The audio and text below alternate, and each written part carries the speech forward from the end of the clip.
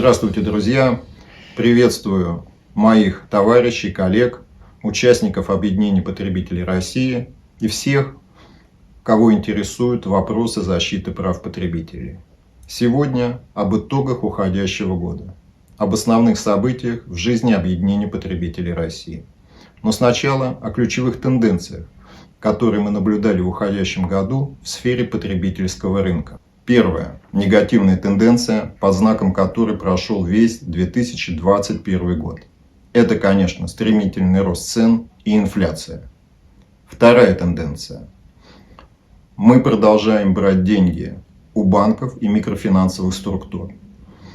Растет закредитованность населения. Увеличивается наша с вами долговая нагрузка. К сожалению, мы продолжаем скатываться в долговую яму перед финансовыми структурами. Третье.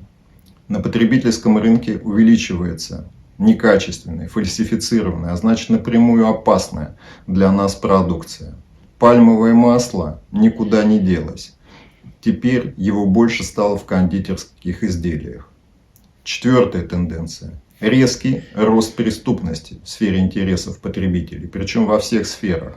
В первую очередь мошенники орудуют через интернет с помощью телефонов, выкачивая из нас колоссальные средства.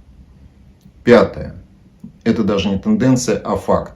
Остается низкой квалификация и подготовка персонала, работников в сфере торговли и услуг, причем всех звеньев. Вот эти 5 основные тенденции, которые, на мой взгляд, надо выделить в сфере интересов потребителей. Как видите, они все негативные, и они будут продолжать оказывать влияние на нашу с вами жизнь. То есть благополучие рядовой семьи, выводы очевидно, будет ухудшаться. В целом снижается качество нашей с вами жизни, а риски увеличиваются. Прогноз. Цены будут расти, качество падать. Нарушение прав потребителей станет еще больше. Здесь я хочу сказать, в принципе, почему это происходит. Почему растут цены, развиваются вот эти негативные тенденции, которые я перечислил. Вы знаете, а это и есть капитализм.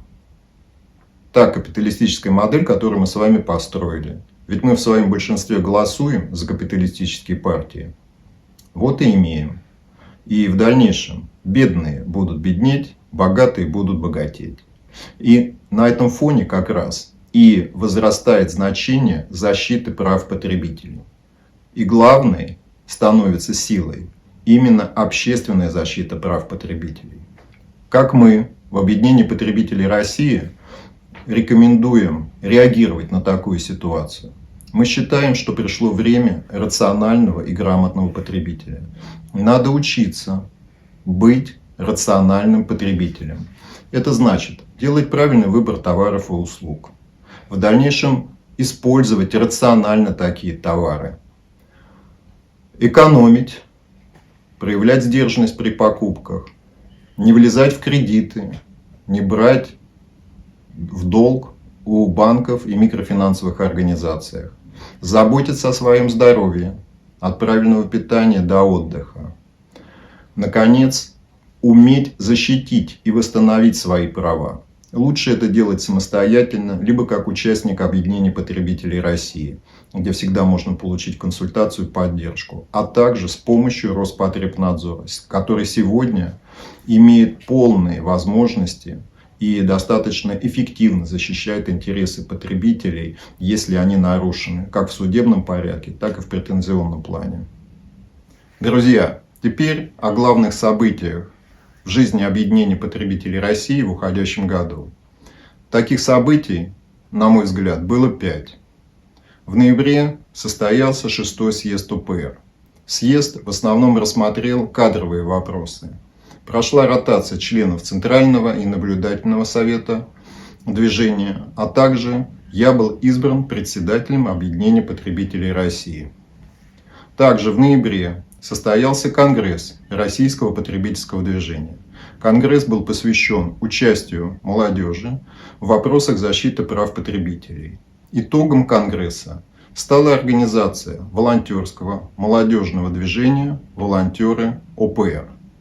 Далее.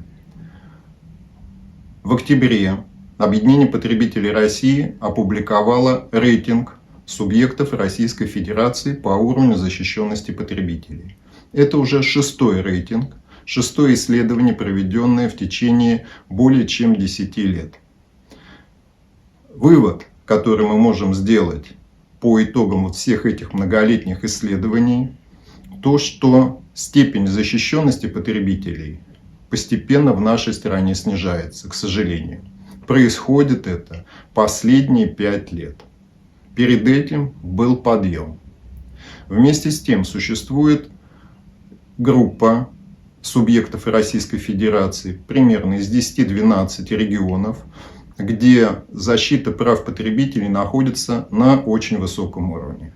Лидерами, победителями рейтинга субъектов по итогам 2021 года стали на 3-м месте Республика Татарстан, на 2-м месте Ростовская область, на 1-м месте Республика Башкортостан.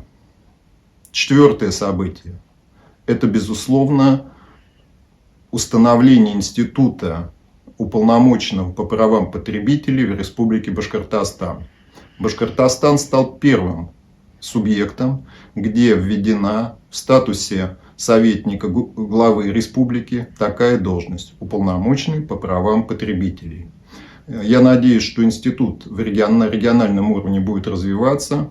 Это наша давняя программная идея, постоянная наша задача становления такого института.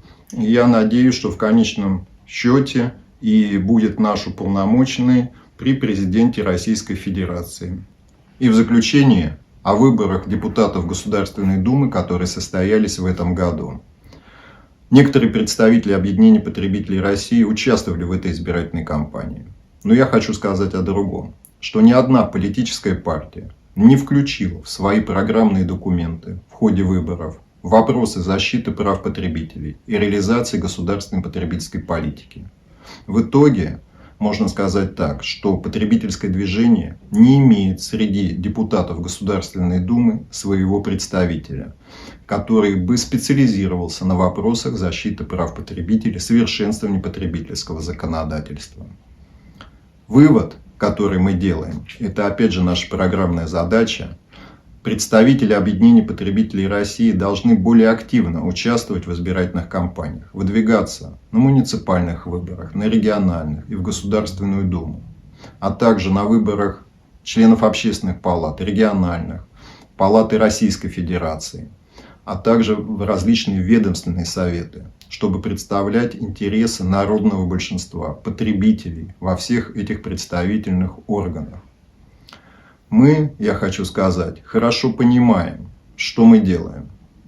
Мы даем себе отчет в нашей общественной деятельности. Наша позиция – это защита интересов потребителей, и она самая социальная.